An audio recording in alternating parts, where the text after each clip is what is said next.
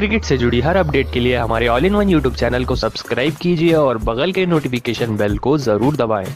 दोस्तों अगर आप शुभमन गिल को एक बेहतरीन खिलाड़ी मानते हैं तो इस वीडियो को दिल से लाइक कीजिएगा। 205वां टेस्ट भारत बनाम इंग्लैंड के बीच में शुरू हो चुका है। जसप्रीत बुमराह नए कप्तान भारतीय टीम के, इंग्लैंड के कप्तान बेन स्टोक्स एडबास्टन के मैदान पर आमने सामने टॉस सिक्का उछला और इंग्लैंड के कप्तान बेन स्टोक्स ने टॉस जीता और गेंदबाजी का किया फैसला, जिसके चलते भारतीय टीम मैदान पर उतनी बल्लेबाजी करने के लिए।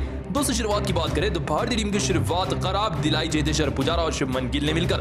दोस्तों आप सभी को बता दें एंडरसन की इस गेंद पर 17 रन पर खेल रहे शुभमन गिल ऐसे बैठे और पीछे खड़े जैक क्रॉली ने इस तरह से शानदार कैच लपक ली। शुभमन गिल 17 रन बनाकर 24 गेंदों का सामना करते हुए एंडरसन की गेंद पर आउट हुए। उनके बाद हनुमा विहारी और चेतेश्वर पुजारा के बीच में छोटी सी साझेदारी हो ही रही थी, तभी एंडरसन की इस बाहर जाती हुई गेंद पर अपने बल्ले का पुजारा ऐसे बैठे और इस बार भी जैक क्रॉली के हाथों ने शानदार कैच पकड़ी स्लिप में, जिसके चलते पुजारा मात्र 13 रन बनाकर इस मुकाबले में एंडरसन के हाथों जैक क्रॉली के हाथों आउट हुए। तो उनके बाद मैदान पर विराट कोहली आए बल्लेबाजी करने के लिए।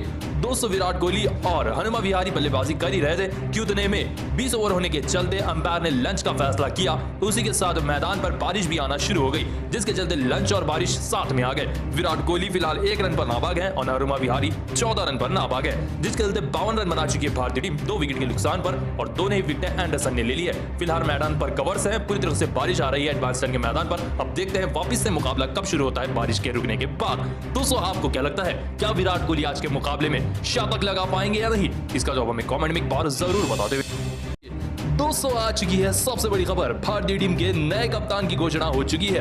अभी बीसीसीआई ने बड़ा ऐलान कर दिया है कि ये खिलाड़ी है भारतीय टीम का नया कप्तान। दोस्तों भारतीय टीम में युवा खिलाड़ी और सीनियर खिलाड़ियों की भरमार है, लेकिन जसप्रीत बुमराह को भारतीय टीम का कप्तान घोषित किया गया है। जी हाँ दोस्तों, एक और बार कोरोना से पॉजिटिव टेस्ट होने के बाद रोहित शर्मा मुकाबले से बाहर हो गए, जिसके चलते जसप्रीत बुमराह को रोहित शर्मा के एज अ रिप्लेसमेंट की कप्तानी दी गई है। जी हाँ दोस्तों, पहले भारतीय टीम के तेज कप्तान बनेंगे जसप्रीत बुमराह। दोस्तों भारतीय टीम में विराट कोहली भी थे, लेकिन इन्हें कप्तानी नहीं दी गई क्योंकि ये कप्तानी करना नहीं चाहते थे। इसी के साथ बुमराह कप्तान है और उनके साथ ऋषभ पंत वाइस कप्तान है। इंग्लैंड के मैदान पर एडबास्टन में तूफानी तरीके से मुकाबला खेला जाने वाला है, 5वां टेस्ट मुकाबला इंग्लैंड के खिलाफ। दोस्तों द्रविड़ ने कहा कि विराट कोहली एक सीनियर खिलाड़ी है। दोस्तों भारतीय टीम की प्लेइंग 11 की बात करें तो इस प्रकार हो सकती है: शुभमन गिल, हनुमा विहारी, चेतेश्वर पुजारा, विराट कोहली, श्रीकर भारत, ऋषभ पंत, सर जाडेजा, रविचंद्रन अश्विन, मोहम्मद शामी, मोहम्मद सिराज व जसप्रीत बुमराह। दोस्तों भारतीय टीम की तूफानी प्लेइंग 11 हो सकती है। भारतीय टीम में सिर्फ 1 या 2 ही बड़े बदलाव होंगे, क्योंकि मयंक अग्रवाल भी अभी बेंच पर हैं, तो हनुमा विहारी की जगह मयंक अग्रवाल की वापसी हो सकती है। आइए साथों साथ इंग्लैंड की भी तूफानी प्लेइंग 11 देख लेते हैं जो अनाउंस हो चुकी है। इंग्लैंड की प्लेइंग 11 में होंगे Jack Crawley, Alec Lees, Ollie Pope, Joe Root, Jonny Bairstow, Ben Stokes, Sam Billings wicket keeper, Matthew Potts, Stuart Broad, Jack Leach व जेम्स एंडरसन। दोस्तों भारतीय टीम की कप्तानी जसप्रीत बुमराह कर रहे हैं और इंग्लैंड की कप्तानी बेन स्टोक्स कर रहे हैं, जिन्होंने इसी साल जिम्मा लिया है इंग्लैंड की टेस्ट टीम की कप्तानी का। दोस्तों इंग्लैंड की टीम में भी जॉनी बेस्टो, बेन स्टोक्स, जो रूट, बेन बिलिंग्स और उनके साथ एलेक्स लीस जैसे खतरनाक खिलाड़ी हैं। दोस्तों भारतीय टीम भी खतरनाक है, इंग्लैंड की टीम भी खतरनाक है। अब देखना यह होगा कि किसकी फतह होती है इंग्लैंड के इस तूफानी मैदान पर। दोस्तों आपको क्या लगता है, कौन सी टीम ये टेस्ट मुकाबला जीत पाएगी? इसका जवाब हमें कमेंट में एक बार जरूर बताते हुए। दोस्तों शुरू होने वाला है भारत बनाम इंग्लैंड के बीच में 5वां टेस्ट मुकाबला एडबास्टन के मैदान पर। दोस्तों भारतीय टीम पूरी तरीके से तैयार है, लेकिन भारतीय टीम के पास कप्तान ही नहीं है। जी हाँ दोस्तों, पिछले प्रैक्टिस मुकाबले में इस तरह से चोट लगी थी रोहित शर्मा को, जिसके चलते अभी तक ये चीज क्लियर नहीं हो पाई है कि रोहित शर्मा फिट है या नहीं। दोस्तों सूत्रों से पता चल रहा है कि रोहित शर्मा की जगह जसप्रीत बुमराह कप्तानी करने वाले हैं, लेकिन अभी रिपोर्ट से सूचना मिली है कि 3 ऐसे और खिलाड़ी हैं जिनको रोहित शर्मा के बाद कप्तान बनाने की घोषणा करने वाली है बीसीसीआई। जी हाँ दोस्तों, सिर्फ बुमराह ही नहीं और 3 ऐसे खिलाड़ी हैं जिनको बीसीसीआई कप्तान बना सकती है 5वें टेस्ट मुकाबले के लिए।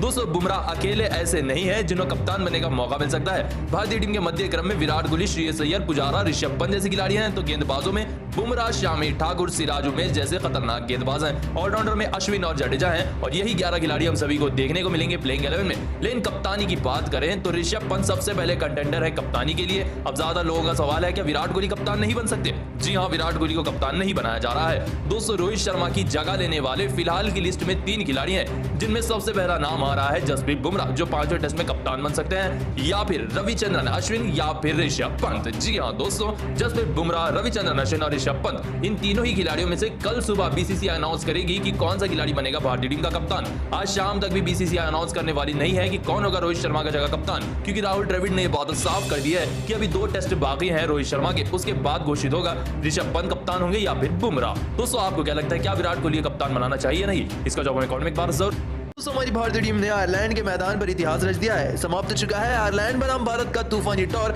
जहां हार्दिक पांड्या अपनी तूफानी कप्तानी से एक और बार कारनामा कर चुके हैं। दोस्तों दूसरे T20 मुकाबले में शतक लगाया दीपक हुडा ने, जिसके चलते भारतीय टीम ने 225 रन लगा दिए 7 विकेट के नुकसान पर। ऐसे में टारगेट का पीछा करते हुए आयरलैंड की शुरुआत ताबड़तोड़ रही और यह मुकाबला अपने आखिरी ओवर में आ चुका था। दोस्तों आखिरी ओवर रोमांचक था। दोस्तों आखिरी ओवर में जीत के लिए 6 गेंदों पर 17 रनों की दरकार थी और हार्दिक पांड्या ने गेंदबाजी थमाई उमरान मलिक को, जो तूफानी स्पीड के नाम से जाने जाते हैं। दोस्तों जैसे ही पहली गेंद उमरान मलिक डालने आए, ऐसे में स्ट्राइक पर थे मार्क एडेर, जो कि एक ऑलराउंडर है। पहली गेंद फेंकी उमरान मलिक ने और मार्क एडेर इसे मिस कर बैठे और इस गेंद पर डॉट हो गई। दोस्तों अब बारी थी अगली गेंद की। दोस्तों जैसे ही अगली गेंद फेंकी उमरान मलिक ने, तो इस गेंद पर भी एडेर शॉट नहीं खेल पाए और ये भी गेंद डॉट हो गई थी, लेकिन तभी अंपायर ने फ्री हिट का इशारा किया क्योंकि पैर आगे गिर चुका था, जिसके चलते बॉल तो गई और फ्री हिट भी मिली आयरलैंड को। दोस्तों आप सभी को बता दें, इसी के चलते अगले ही गेंद पर एडेर आ गए थे तूफानी तरीके से, पूरी तरह से पोजीशन में, और उमरान मलिक की फ्री हिट की गेंद पर सामने का शॉट खेला एडेर ने और ये गेंद जा रही थी सीधा बाउंड्री के पार और ये मिला चौका आयरलैंड को। दोस्तों आप सभी को बता दें, अब मुकाबला रोमांचक हो चुका था क्योंकि 4 गेंदों पर 12 रनों की दरकार थी। दोस्तों जैसे ही उमरान मलिक को अगली गेंद फेंकी एडेर को, तो एक टच लेकर गेंद गिरी सीधा फील्डर के सिर के ऊपर से, जिसके चलते 1 बाउंस 4 आ गया और इस गेंद पर भी चौका आ गया। इसके चलते अब 3 गेंदों पर 8 रनों की दरकार थी आयरलैंड को मुकाबला जीतने के लिए। अगली गेंद पर इनसाइड एज के चलते सिर्फ एक सिंगल ही ले पाए मार्क एडेर। तो अब उसकी अगली ही गेंद पर डॉकरेल को सिर्फ एक सिंगल ही दिया उमरान मलिक ने और आखिरी गेंद पर मुकाबला आ चुका था क्योंकि 6 रन चाहिए थे अब जीत के लिए सिर्फ एक गेंद पर। हार्दिक पांड्या ताली बजाकर उत्साह बढ़ा रहे थे मुकाबले का, उमरान मलिक को हिम्मत दे रहे थे क्योंकि स्ट्राइक पर आ चुके थे ऑलराउंडर मार्क एडेर, जो 2 चौके लगा चुके थे। उमरान मलिक तैयार हो गए दौड़ने के लिए। जैसे ही दौड़कर उन्होंने लेग साइड पर गेंद फेंकी तो बाउंड्री के उस साइड खेला एडेर ने गेंद को, लेकिन गेंद 1 बाउंस होकर संजू सैमसन के हाथों में जाकर गिरी गेंद, जिसके चलते मात्र 1 रन आया आयरलैंड के हाथों में आखिरी गेंद पर और उमरान मलिक ने 4 रनों से भारतीय टीम को जीत दिलाई। जी हां दोस्तों, आखिरी 17 रन बचा लिए उमरान मलिक ने 6 गेंदों पर और भारतीय टीम ने 2 और 0 से तूफानी मुकाबला जीता आखिरी गेंद पर। दोस्तों आपको क्या लगता है, क्या उमरान मलिक को भारतीय टीम में जगह मिलनी चाहिए या नहीं? इसका जवाब। दोस्तों हमारी भारतीय टीम ने आयरलैंड के मैदान पर उन्हीं को हरा कर रख दिया है और इस T20 श्रृंखला को 2 और 0 से जीत लिया है। दोस्तों दूसरा T20 मुकाबला काफी ज्यादा रोमांचक रहा और काफी ज्यादा थ्रिलिंग भी रहा। दोस्तों आप सभी को बता दें, भारतीय टीम ने आखिरी गेंद पर यह तूफानी मुकाबला जीता, जिसके चलते भारतीय टीम ने 2 और 0 से तूफानी मुकाबला जीत लिया। इसकी समरी कुछ इस हिसाब से है। दोस्तों भारतीय टीम के जीत के कई ज्यादा कारण थे इस मुकाबले में, खास करके युवा गेंदबाज उमरान मलिक, जिन्होंने आखिरी ओवर में शानदार गेंदबाजी की। दोस्तों आखिरी ओवर में 17 रन चाहिए थे और सिर्फ 12 रन दिए उमरान मलिक ने, इसके चलते आयरलैंड की टीम ये मुकाबला आखिरी गेंद पर 4 रनों से हार गई। दोस्तों मैच खत्म होने के बाद भारतीय टीम ने कुछ ऐसा कारनामा किया जिसे देख आप भी भारतीय टीम के कप्तान, जो कि नए कप्तान थे इस सीरीज के, हार्दिक पांड्या को सलाम करेंगे।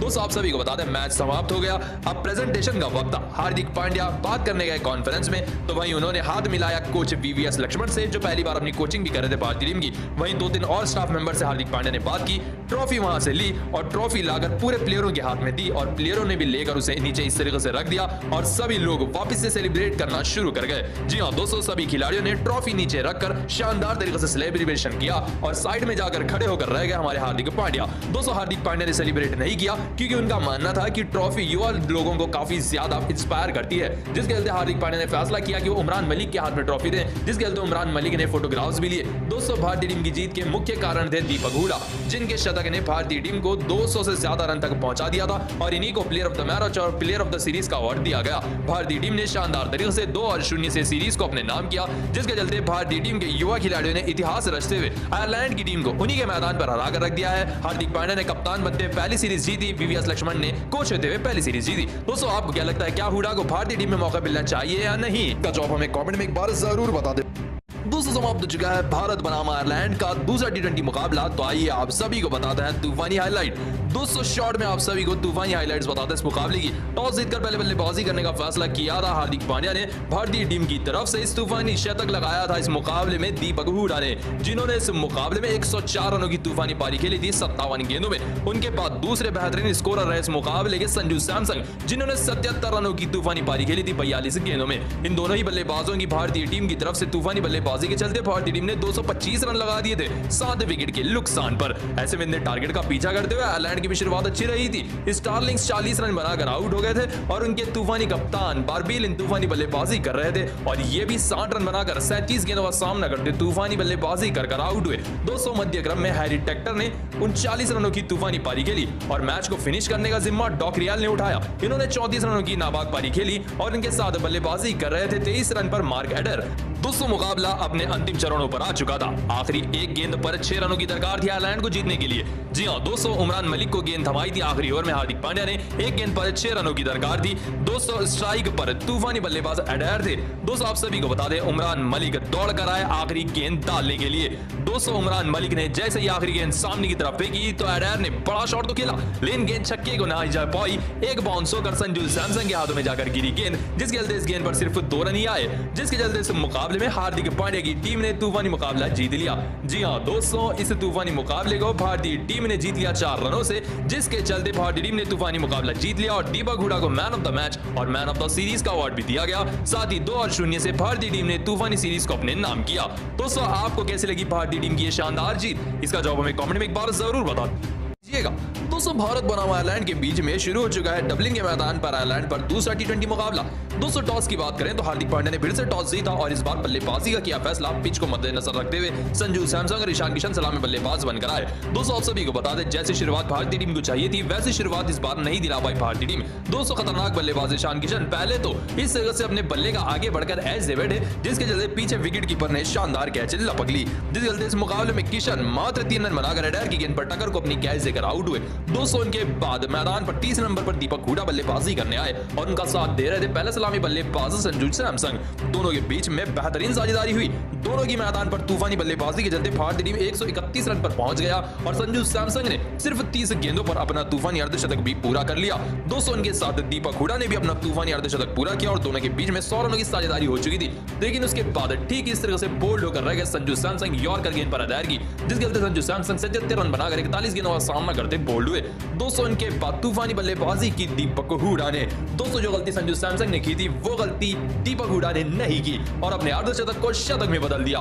जी हां दोस्तों, मात्र 55 गेंदों पर अपना तूफानी शतक ठोक दिया और किसी ने नहीं, दीपक हुडा ने, जिन्होंने इस मुकाबले में शानदार तूफानी और बेहतरीन बल्लेबाजी की। लेकिन 5वें नंबर पर आए थे सूर्य कुमार यादव। इस तरीके से वो एज दे बैठे लिटिल की गेंद पर पीछे खड़े विकेट कीपर ने शानदार कैच लपक ली, जिसके चलते इस मुकाबले में खतरनाक बल्लेबाज सूर्य कुमार यादव 15 रन बनाकर 4 गेंदों का सामना करते अपनी बड़ी विकेट गवा बैठे। दोस्तों उनके बाद शतक लगाने वाले बल्लेबाज आउट हुए। दीपक हुडा इस तरीके से पास जाती गेंद को खेल बैठे और नीचे खड़े शानदार फील्डर ने कैच लपक ली, जिसके चलते इस मुकाबले में दीपक हुडा सेंचुरी बनाकर 104 रनों की पारी खेली 57 गेंदों में, अंत में आकर वो आउट हुए। दोस्तों उनके बाद इस तरीके से एज से बड़े दिनेश कार्तिक भी अपने बल्ले का, जिसके चलते बल्ले का एज लेकर गेंद गिरी विकेट कीपर के दस्तानों में। दोस्तों दिनेश कार्तिक आउट हुए। दोस्तों उनके बाद अक्षर पटेल आए थे, लेकिन ये भी इस तरीके से फ्लिक कर बैठे गेंद को और पीछे खड़े फील्डर ने इस तरीके से डाइव मारकर शानदार कैच लपक ली, जिसके चलते यहीं पर अक्षर पटेल भी 0 रन बनाकर यंग की गेंद पर डॉक रियाल को अपनी कैच देकर आउट हुए। दोस्तों उनके बाद हार्दिक पांड्या 13 रन लगाए 9 गेंदों का सामना करते हुए, जिसके चलते 225 रन लगाए भारतीय टीम ने 7 विकेट के नुकसान पर। जी हां दोस्तों, भारतीय टीम ने दीपक हुडा के शतक की बदौलत 200